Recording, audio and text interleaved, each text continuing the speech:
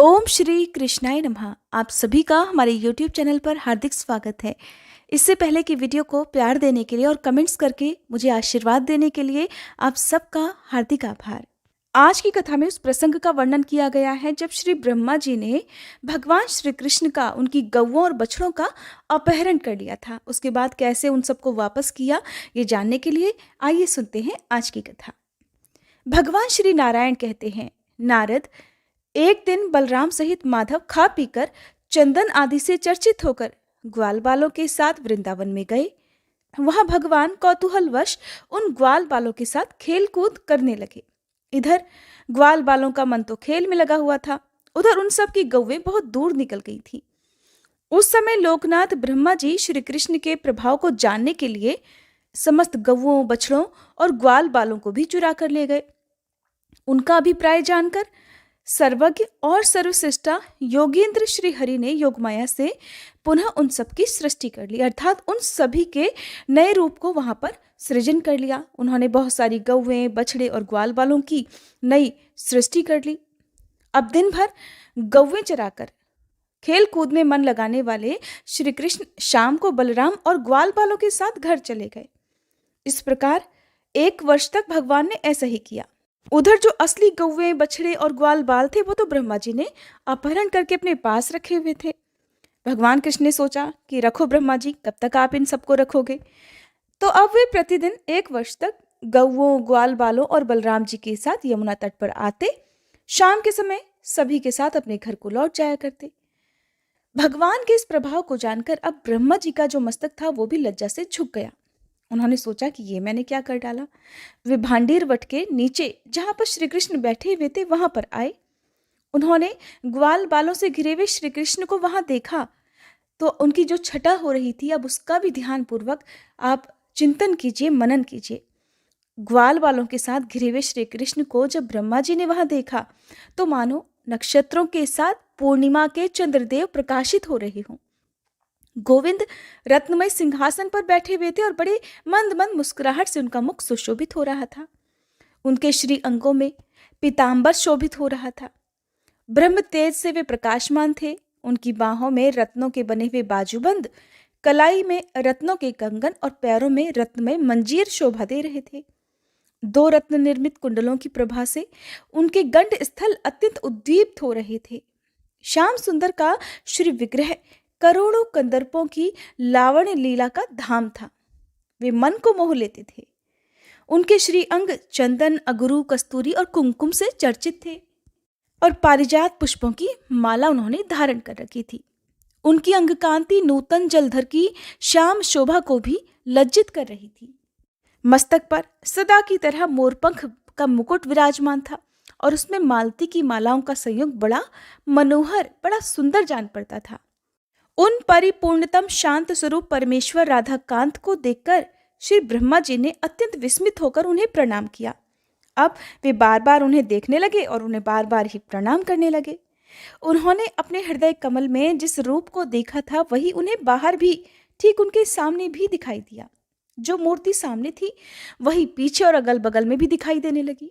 मुने वो जहां जहां देखते वहीं वहीं पर भगवान श्री कृष्ण उन्हें नजर आने लगे। मुने वहां वृंदावन में सब कुछ श्री कृष्ण के तुल्य देखकर जगत गुरु ब्रह्मा जी उसी रूप का ध्यान करते वहीं बैठ गए। गौवें, बछड़े, बालक, लता, गुल्म और विरुद्ध आदि सारा वृंदावन ब्रह्मा जी को श्याम सुंदर के ही रूप में दिखाई देने लगा। ये परम आश्चर्य देखकर ब्रह्मा जी ने फिर ध्यान लगाया। अब उन्हें सारी त्रिलोकी श्री कृष्ण के सिवा और कुछ भी नहीं दिखाई दी। कहाँ गए वृक्ष, कहाँ है पर्वत, कहाँ गई पृथ्वी, कहाँ है समुद्र, अरे कहाँ देवता, कहाँ गंधर्व, कहाँ मुनींद्र और कहाँ मानव, कहाँ आत्मा, कहाँ जगत का बीज और कहाँ स्वर्ग और कहाँ गौवें हैं। श्री हरि अर्थात श्री कृष्ण की माया से ब्रह्मा जी ने सब कुछ अपनी आंखों से देखा और सबको कृष्णमय ही पाया। जहां देखो वहां सिर्फ कृष्ण ही कृष्ण नजर आ रहे थे। कहाँ जगदीश्वर श्री कृष्ण और कहाँ माया की विभूतियां। सबको कृष्णमय देखकर ब्रह्मा जी कुछ भी बोलने में असमर्थ हो गए। अब किसकी स्तुति करूं, क्या करूं, कैसे करूं। इस प्रकार मन ही मन विचार करके जगत धाता ब्रह्मा जी वहीं बैठकर जप करने को तत्पर हो गए। उन्होंने सुखपूर्वक योगासन लगाकर दोनों हाथ जोड़ लिए। उनके सारे अंग पुलकित हो गए, नेत्रों से प्रेम की अश्रुधारा बहने लगी और वे अत्यंत दीन के समान हो गए। फिर उन्होंने अपनी 6 नाड़ियों अर्थात इडा, सुषुम्ना, मध्या, पिंगला, नलिनी और धुरा, इन 6 नाड़ियों को प्रयत्न पूर्वक योग के द्वारा निबद्ध कर लिया, एकाग्र कर लिया। फिर वे अपने शरीर को, अपने मन को, अपनी सभी इंद्रियों को एकाग्र करके निष्पन्द अर्थात निश्चल हो गए और पूर्व काल में श्री हरि ने जिसका उपदेश दिया था उस परम उत्तम दशाक्षर मंत्र का जप करने लगे। मुने श्री कृष्ण के चरण कमलों का ध्यान करते हुए एक मुहूर्त तक जप करने के बाद ब्रह्मा जी ने अपने हृदय कमल में उनके सर्व तेजोमय स्वरूप को देखा।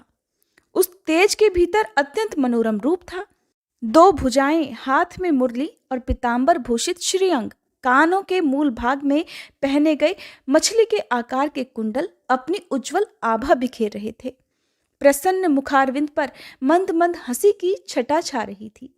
भगवान भक्त पर कृपा करने के लिए बड़े कातर जान पड़ते थे।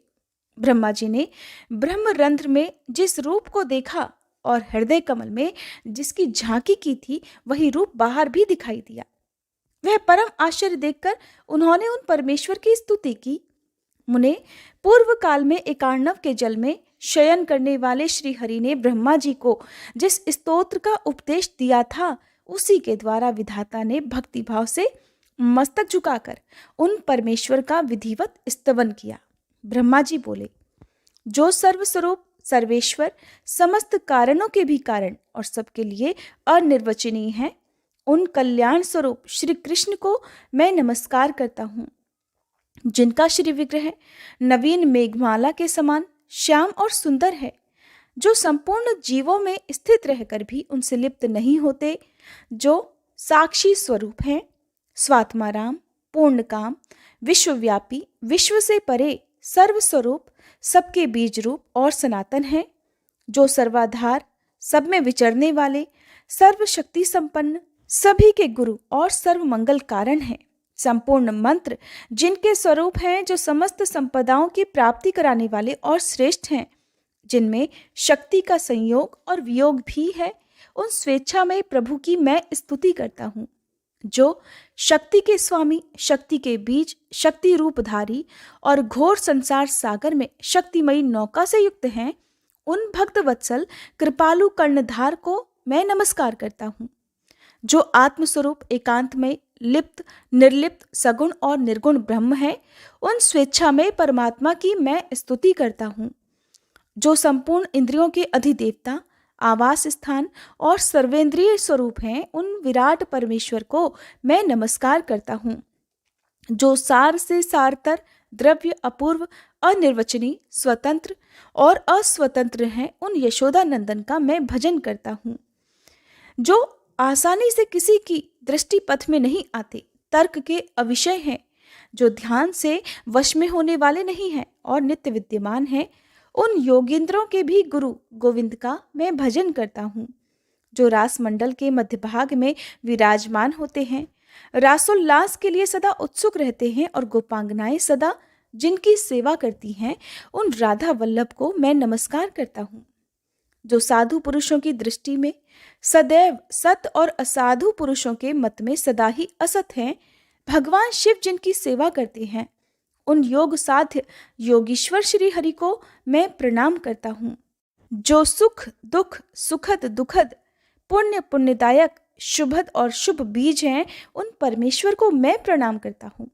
इस प्रकार स्तुति करके ब्रह्मा जी ने गौओं और बालकों को वापस लौटा दिया और पृथ्वी पर दंड की तरह पड़कर रोते हुए भगवान श्री कृष्ण को प्रणाम किया। मुने, फिर जगत श्रेष्ठा ने आंखें खोलकर श्री कृष्ण के दर्शन किए।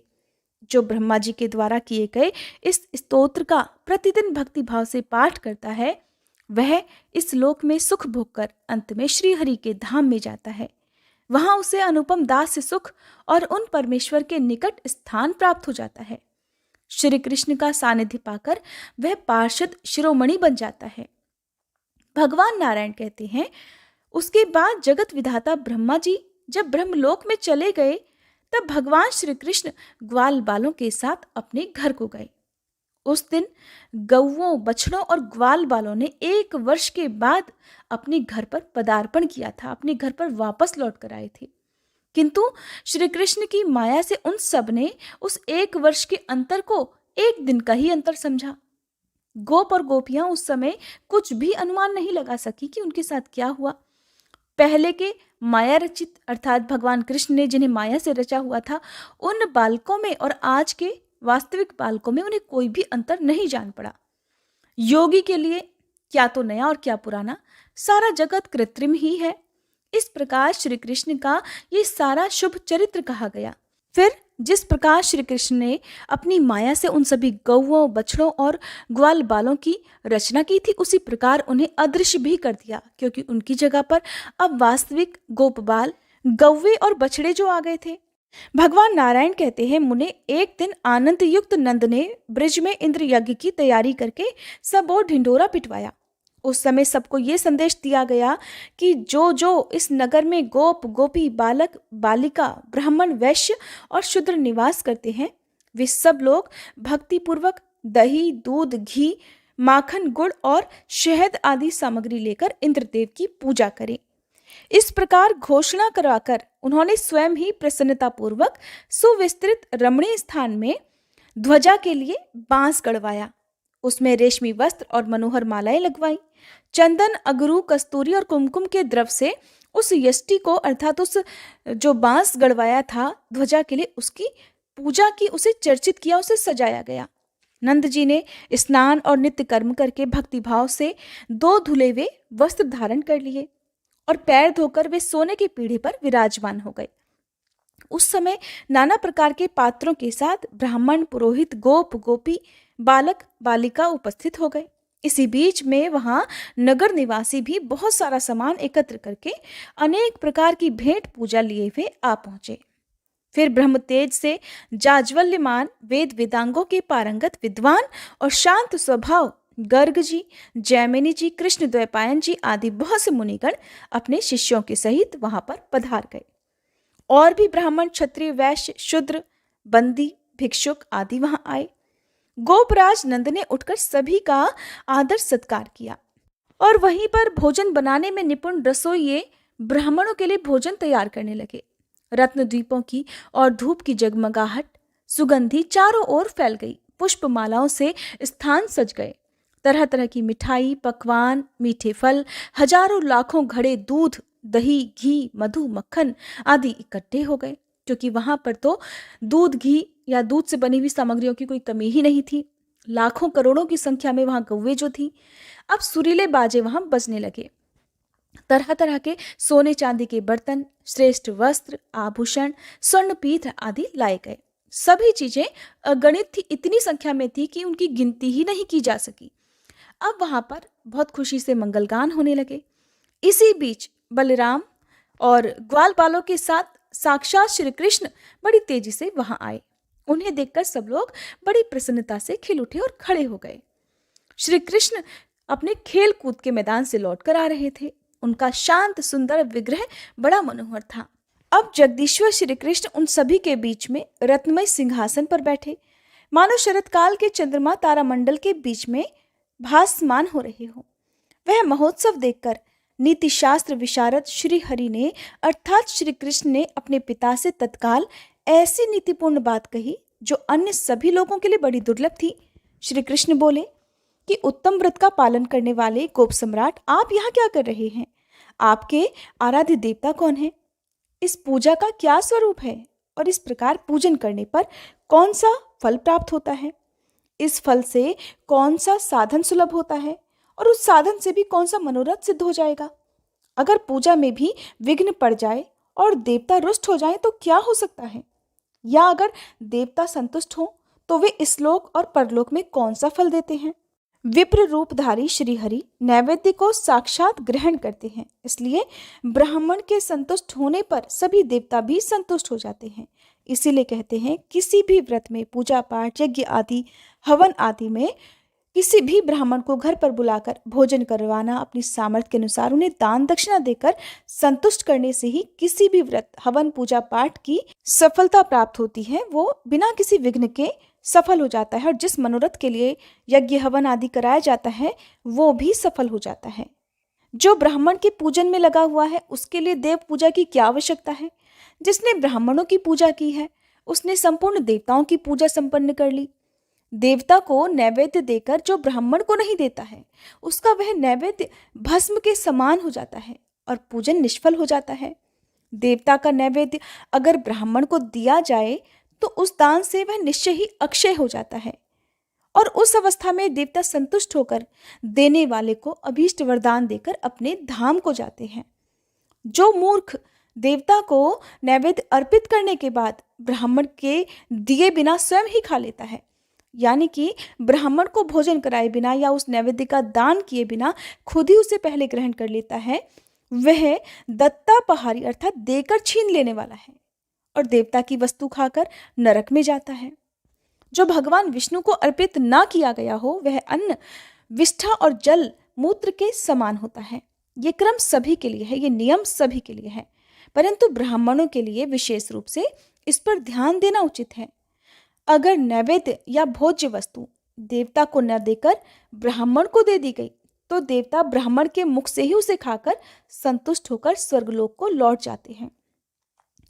पिताजी, आप सारी शक्ति लगाकर ब्राह्मणों का पूजन कीजिए क्योंकि वे इस लोक और परलोक में भी उत्तम फल के दाता हैं।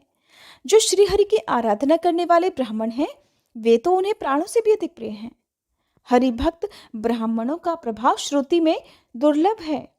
उनके चरण कमलों की धूल से पृथ्वी तो तत्काल ही पवित्र हो जाती है। उनका जो चरण चिन्ह है उसी को तीर्थ कहा गया है। उनके स्पर्श मात्र से तीर्थों के पाप भी नष्ट हो जाते हैं। उनके आलिंगन, श्रेष्ठ वार्तालाप, दर्शन और स्पर्श से भी मनुष्य समस्त पापों से मुक्ति पा जाता है। संपूर्ण तीर्थों में भ्रमण और स्नान करने से जो पुण्य प्राप्त होता है वह हरिभक्त ब्राह्मण के दर्शन मात्र से ही सुलभ हो जाता है। मनुष्य को चाहिए कि वह पुण्य के लिए समस्त जीवों को अन्न दे, परंतु विशिष्ट जीवों को अन्न दान करने से विशिष्ट फल की प्राप्ति होती है। भगवान विष्णु ब्राह्मणों के भक्त हैं। उन्हें उत्तम वस्तु का दान करने से दाता को जो फल मिलता है वो निश्चय ही भक्त ब्राह्मण को भोजन कराने मात्र से ही प्राप्त कर लेता है। भक्त के संतुष्ट होने पर श्री हरि संतुष्ट हो जाते हैं और श्री हरि के संतुष्ट होने पर सब देवता भी सिद्ध हो जाते हैं। पिताजी, अगर ये सब संचित द्रव्य आप किसी एक देवता को देते हैं तो अन्य सभी देवता तो रुष्ट हो जाएंगे। उस दशा में एक देवता क्या कर सकते हैं। मेरा तो ये मानना है कि ये जितनी वस्तुएं यहाँ पर प्रस्तुत हैं उनका आधा भाग आप श्री गोवर्धन देव को दे दीजिए। वे तो गौओं की सदा वृद्धि करते हैं, इसीलिए तो उनका नाम गोवर्धन हुआ है। पिताजी, इस भूतल पर गोवर्धन के समान पुण्यवान दूसरा कोई नहीं है, क्योंकि वे तो हर दिन हमारी गौओं को नई नई घास देते हैं। तीर्थ स्थानों में जाकर स्नान दान से जो पुण्य प्राप्त होता है, ब्राह्मणों को भोजन कराने से जिस पुण्य की प्राप्ति होती है, संपूर्ण व्रत उपवास, सब तपस्या, महादान और श्री हरि की आराधना करने पर जो पुण्य सुलभ होता है, संपूर्ण पृथ्वी की परिक्रमा, संपूर्ण वेद वाक्यों के स्वाध्याय और समस्त यज्ञों की दीक्षा ग्रहण करने पर मनुष्य जिस पुण्य को प्राप्त करता है वही पुण्य बुद्धिमान मनुष्य गौओं को घास देकर ही पा लेता है। जो घास चरती हुई गाय को स्वेच्छापूर्वक चरने से रोकता है उसे ब्रह्म हत्या का पाप लगता है और वह प्रायश्चित करने पर ही शुद्ध हो पाता है। पिताजी, सब देवता गौओं के अंगों में, संपूर्ण तीर्थ गौओं के पैरों में और स्वयं लक्ष्मी जी उनके गुह्य स्थानों में सदा वास करती हैं। जो मनुष्य गाय के पद चिन्ह से युक्त मिट्टी द्वारा तिलक करता है उसे तत्काल तीर्थ स्थान का फल मिल जाता है और पग पग पर उसकी विजय होती है। गौएं जहां भी रहती हैं उस स्थान को तीर्थ कहा गया है। वहां प्राणों का त्याग करके मनुष्य तत्काल मुक्त हो जाता है, इसमें कोई संदेह नहीं है। जो नराधम ब्राह्मणों और गौओं के शरीर पर प्रहार करता है, निस्संदेह उसे ब्रह्म हत्या के समान पाप लगता है। जो नारायण के अंशभूत ब्राह्मणों और गौओं का वध करते हैं, वे मनुष्य जब तक चंद्रमा और सूर्य की सत्ता है, अर्थात जब तक सूर्य और चंद्रमा विराजमान है, तब तक के लिए कालसूत्र नामक नरक में जाते हैं। हे नारद, ऐसा कहकर श्री कृष्ण मौन हो गए। तब आनंद युक्त नंद ने मुस्कुराते हुए उनसे कहा कि बेटा, ये तो महात्मा महेंद्र की पूजा है जो पूर्व परंपरा से चली आ रही है, और ये सुवृष्टि का साधन है, और इससे सभी प्रकार के मनोहर शस्यों की उत्पत्ति ही साध्य है। इसीलिए ब्रजवासी लोग बहुत पहले से, कई पीढ़ियों से लगातार महेंद्र की पूजा करते चले आ रहे हैं, और ये महान उत्सव वर्ष के अंत में होता है। विघ्न बाधाओं की निवृत्ति और कल्याण की प्राप्ति ही इसका उद्देश्य है। नंद जी की ये बात सुनकर बलराम सहित श्री कृष्ण जोर जोर से हंसने लगे और बड़ी प्रसन्नता से अपने पिता से इस प्रकार बोले। भगवान श्री कृष्ण ने अपने पिता से जो कुछ भी कहा और उसके बाद जो हुआ उसका वर्णन आप अगले अध्याय में सुनेंगे। उम्मीद करती हूँ ये वीडियो आपको पसंद आई होगी।